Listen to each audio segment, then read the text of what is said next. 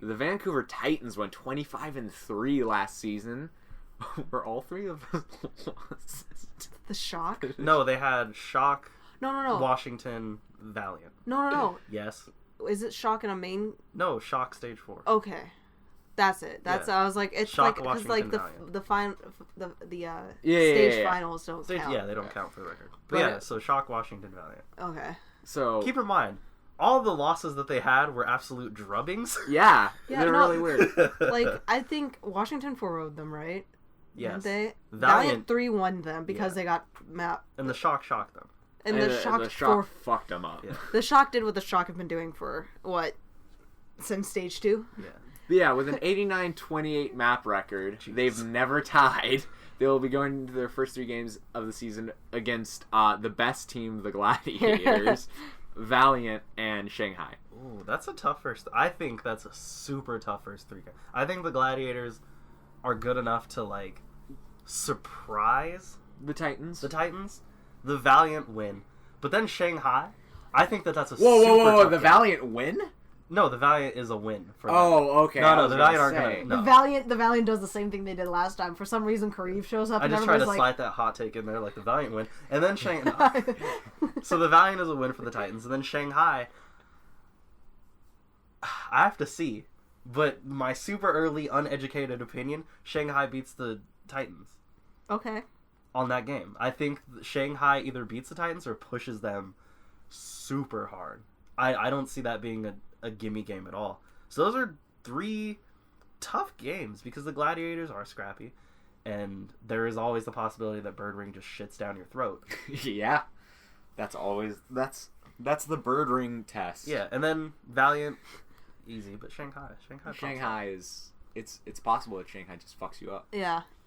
So they had very interesting off-season moves, very controversial. They cut Tizi, Ryujehong, Repel, Bumper, and they only signed Fissure, Tank, former Seoul Dynasty, who was retired. They pulled him out of retirement, and Ryujehong, who I don't think needs an introduction. They only signed Fissure and Ryujehong. No. It's kind of only, though, man. But it's the only people they signed. I mean, it is, but... Those are some big... Those are some big But fucking it's like, signs. they don't need it. Like, they literally got, like, Old Man Logan and Iron Man. I'm trying to leave, but they keep pulling me back in. So Fissure's like... Everyone hates Fissure, obviously, because he left the Gladiators hanging dry in the playoffs, which is, like, a dick move. Yeah. And then with Seoul, he left, like, midway through the season. And he wasn't really playing that good in GOATS anyway. But in Season 1, he was an MVP candidate. Yeah. And I think Season 2, GOATS just wasn't his thing. And I don't think he was super ready to be back. I think Fissure is a massive upgrade over Bumper. And I think Fissure is going to play at a MVP-like level the entire season. I understand the skepticism behind Fissure because he did ditch 2 teams midway through the season twice. Right. Mm-hmm.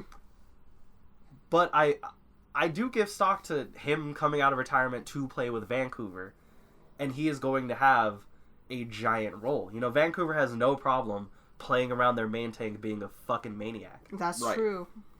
If Fissure wants to play aggressive and have all the resources to him, and he's good at it, I don't see any reason why Vancouver would just be like, nah, dog, we're going to play around Haxel. I think that they are perfectly content with just riding the hot hand. Whether Somansu's the hot hand, Haxel's the hot hand, Twilight's the hot hand. They're just right that. Yes. And I like that.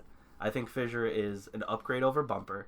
And the only worries that I have is letting go of Tizi, because I think that's fucking stupid. Yeah. I think letting go of a main tank that you need is fucking dumb, because we saw with Bumper. Tizi came in because Bumper wasn't a good Orisa. He wasn't going to be good at that role, so they brought Tizi in. And that's insurance. Because I think tank is the one role where shit shifts a lot. Mm-hmm. Yeah. And if Fissure comes in and is asked to play, you know, Orisa, and he just sucks at Orisa, or if he's just not feeling Rhine, you can't be like, yo, Tizi, you're really good at Orisa, come in. You can't do that. You just have to live with Fissure being shit for a little bit. And I don't like that lack of security. Because I think tank is the one role where things really do switch up on you a lot. Yes. We see, we saw that with Super. He's played Ryan and Goats, he was a god, and then Goats ends, Orisa becomes meta, and suddenly it's Smurf has to play because Super isn't up to par on that hero. Yeah. Right. And I value that type of that depth. I think that's why Shanghai is in a good position, because they have depth at tank. Where if one of their main tank is shit, you can kind of figure it out. Mm-hmm. Yeah. I don't like a team that doesn't take insurance. And it's not that I don't like Vancouver Titans, obviously, but it's like so many teams we've seen make moves where it's like, oh, they're clearly thinking. Even Atlanta, we talked about, just because they only have Dogman and Masa doesn't mean they don't have this rich Atlanta academy just to be like, yoink, from. And like, I mean, sure, there's other teams that have academy teams too, but it's like, for a team that was an unmovable force for so long, not to try and have some backup plans for any of their players, it's like, what are you guys doing? And I think that's why Ryujehong signing pissed a lot of fans off, because Ryujehong isn't going to play over Twilight. Period. He's just not going to play over Twilight unless Twilight just is a garbage Orisa or something. Right. Ryujehong isn't going to play. Jaehong's there as more of like a player coach, I think. And if he plays, dope. Like, he's going to get some playing time. But with whatever you sign Ryujehong with in that roster spot, I think a lot of people looked at that and was like, why not get another tank? Yeah. Even if it's somebody that's not top tier, why not keep Tizi? Why not sign fucking Roar? Or just Sure. like, somebody. Sign just a body. Because, Fissure, yet again, might ditch your team halfway through the season. But he might just have a hero that he sucks at. Mm-hmm. And you just can't deal with it. Or the meta might shift in a way where, they're returning to dive. And he hasn't played dive in a long time. So he's feeling off. But you have somebody else who's comfortable with dive now. There's so many variables that could come into this where I think not having another main tank hurts. Yeah, it's a bad choice. Because I feel like you can kind of get away with like a whatever support. The Guangzhou Charge did that last season with Chara. And I think you get away with kind of like whatever DPS, because every DPS in the league is good. Yeah. Yeah, but with main tank, I think you can't get away with a bad tank, because, your tank dies first, you're kind of fucked. Yeah. That is very true. Which is what happened to... And shit switches up so much. Sato? Isn't that what happened to Sato? He was super aggressive and then just would die first because the communication wasn't working. I think that's what we heard from the Plat chat.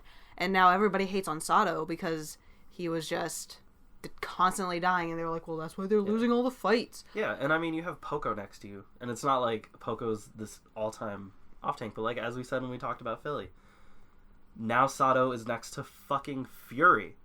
And I think that's a giant difference. Sato has a tank partner that is a number 1, number 2 type off-tank in the league, and I think that really means something, because he will cover up Sato's deficiencies, whatever they may be. Yeah. But Vancouver's going to be good. Like, they're still going to be like a top 5 team no matter what. Yeah. I do think Vancouver's going to be a lot more vulnerable this season. I do not see them going 25-3 and going on like this giant win streak to begin the season. I really don't see that. And I can't see them having a no more ties in their record going into the next year, because literally everyone has stepped up. I can see them getting rocked by one of those teams that are like, I don't have to worry about them anymore, and then Houston comes in and Millie rocks on their Well, also, fucking here's grave. the thing. Like I said before, GOATS is a meta where the best team will win. And Vancouver was the best team. But, we see in Stage 4, Vancouver is better than Washington. Oh, but they lost. Vancouver is better than the Valiant, but when GOATS loosened up, they lost. Mm-hmm. I think now that the meta's a little bit more loose, with, kind of this Doom, Hanzo, 2-2-2 thing going on, it might return to dive. The meta's very in flux. I think Vancouver is vulnerable, and there's more upset potential. So I don't see them ransacking the league and going 25-3 again. I think that's ridiculous to assume. But over 20 wins, yes. 20 and over is like the line. Yeah. Because I don't think they're going to drop to like 19 wins or anything. Yeah, no, they're not going to. Yeah. Like 20, 21 wins is good, but they are definitely going to lose to the upgraded teams. Mm-hmm. Yeah, they're not going to still destroy. They're not going to be that like villain persona that we had to deal with for so long, and then they got defeated by the Valiant. Yeah, and, people actually like Vancouver this season because they're not like too good. Yeah, which is cool. Like Vancouver has a lot of fun personalities. Sorry, Shock. Now they're just lawful good.